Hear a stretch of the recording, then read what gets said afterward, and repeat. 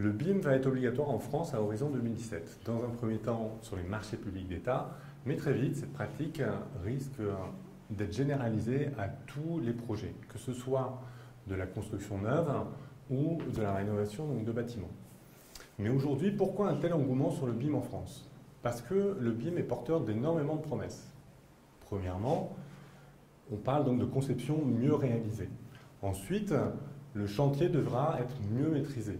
Puis, le bâtiment sera mieux exploité de manière plus optimisée. Mais en fait, qu'est-ce que le BIM? Le BIM, c'est tout d'abord une maquette numérique, c'est-à-dire une formidable base de données dans laquelle sont stockées toutes les informations inhérentes à un bâtiment. On parle de Building Information Model. Mais le BIM, on se rend bien compte que pour renseigner cette maquette numérique, il va falloir que la maîtrise d'œuvre repense sa manière de fonctionner ensemble. Il travaille de manière plus collaborative. Le BIM devient donc un processus de gestion, le Building Information Modeling. Mon mémoire va s'orienter donc en 3 parties. Une première partie qui va être plus de la théorie, dans laquelle je vais décrire ce qu'est le BIM, ce qu'est la maquette numérique, comment on la renseigne, quelles sont les informations qu'on y met.